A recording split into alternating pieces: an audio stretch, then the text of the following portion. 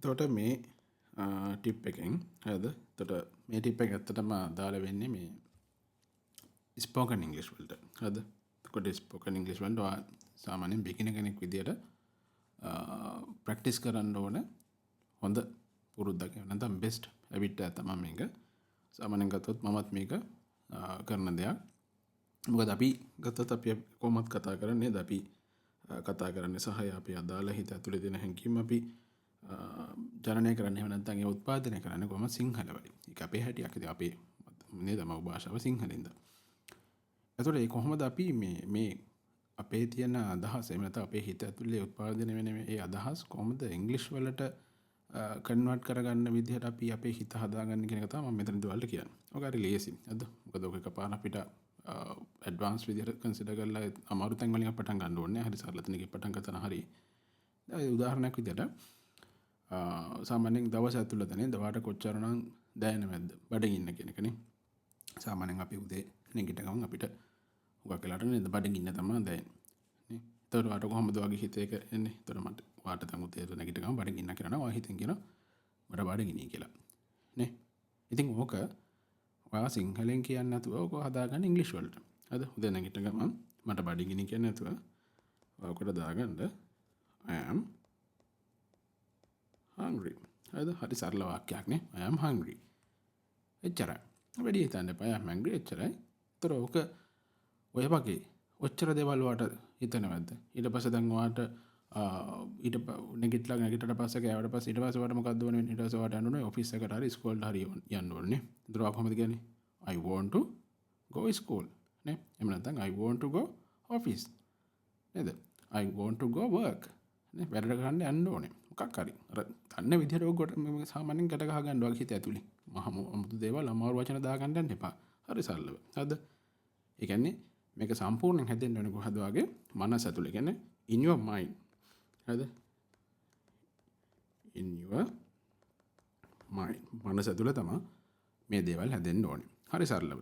ඒ විතරක් නෙමෙයි දැන් ඔය වගේ ඉතින් අදහස් කොච්චර නේද කියන වගේ හිත ඇතුලේ හැදෙන මැද දවසේ දැන් මේ වගේ ගත්තොත් එහෙම අපිට නිතර අපිට මේ සාමාන්‍යයෙන් ඇතුලේ අපි උත්පාදනය කරගන්න දේවල්. දැන් සාමාන්‍යයෙන් ගත්තොත් දවස් ඇතුලේ කල්පනා කරන වෙලාවක නේ. එතකොට එහෙම වුණොත් කොහොම කොයි වගේ දේවල්ද ඔයාලට හිතන්න පුළුවන්. උදාහරණයක් විදිහට ඔයා දැන් හවස පොඩ්ඩක් කල්පනා කරගෙන ඉන්නකොට ඔයා දැන් ඔෆිස් එකේ එහෙම ගිහිල්ලා ඇවිල්ලා නේද ඔයාලට නිකන් සරල චූටි අදහසක් නිකන් මේ වෙන්න බෑ. මං අද වැඩට ගියානේ. නේ. අර එහෙම දෙයක් අර ඔයාට නිකන් හිතෙන්න ඉතින් ඕව සිංහලෙන් හිතන්න යන්න එපා දැන්. ඒක ඔයාම ෆෝස් කරගන්න. ඒ කියන්නේ ඔයාම ඔයාගේ මනසට හරිද? අපි කියන එකට force your mind. force to your mind. හරිද? ඔයාගේ මනසට බල කරන්න. මේක අය සිංහලෙන් මට හදලා දෙන්න එපා. මේක මට ඉංග්‍රීසි වලින් හදන්න. ඔයා දන්න විදිහට. හරිද? ඔයාට පුළුවන් විදිහට. කියන්නේ ඔයා දන්නවනේ ඉංග්‍රීසි යම් තාක් දුරට වචන 10 12ක් දන්නේ. ඒ 10 12 පාවිච්චි කරලා හදන්න කියන්නේ. හරිද? මනසට කියන්නේ. ඔයාගේ මයින්ඩ් එකට කියන්නේ. ඒතර ඔයා කොහොමද කල්පනා කර ඉන්නවා? මං අද වැඩට ගියානේ. නේ? එහෙනම් මට පුළුවන් මේ කියන්නේ I went to the office. නේද? නැත්නම් I went to school today. හරිද? හරි සරලයි. කොහොමද නිකන් අර අපි නිකන් past නේද? past වලින් අපිට කියන්න පුළුවන්. I went to school today. හරි සරලයි. ඉතින් අර ඒ වගේ අර චුට්ට කියන්නේ එකපාර අර අපි ගත්තොත් tenses use කරලා grammar වල තියෙන නේද advanced part use කරලා එහෙම වචන හදන්න try කරන්න එපා. එහෙම වුණොත් අර වාට ඒව ගැන හිත වොරි වෙලා වාට ඒ දේවල් කරගන්න බැරි. දන්න දෙයින් හරිද? අර වචන මෙතන ගත්තොත් එහෙම 1 2 3 4 5 වචන පහක්ද තියෙන පහ ඒ පහ ගැට ගහලා නේද වාට අදහසක් ජෙනරේට් කරගන්න පුළුවන් නම් වාගේ daily habit එකකට වා කරන දෙයක නැත්නම් වා හිතන දෙයකට නේද? ඒක ඉංග්‍රීසි වලින් හදාගන්න ඔය දේවල් පාවිච්චි කරන්න. හරි සරලයි. හරිද? ඔක ලොකු කාලයක් ඕනෙත් නෑ. සාමාන්‍යයෙන් මා කියන්නේ සරල විදිහට බේසිකලි ඔක සාමාන්‍යයෙන් week ඒ කියන්නේ සතිය එකක් විතර. හරිද?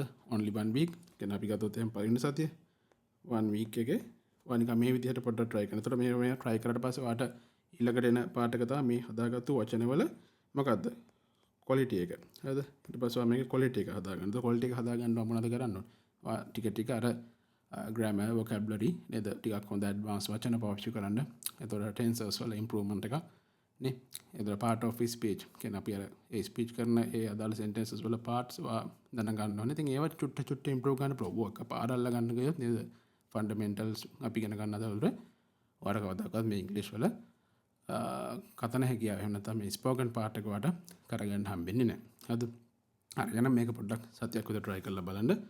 කරලා ඉතුරු ටික අපි හිමිට improve කරන් යම් හැමදේම පොඩියට පටන් ගන්න. Start in your small step. Okay?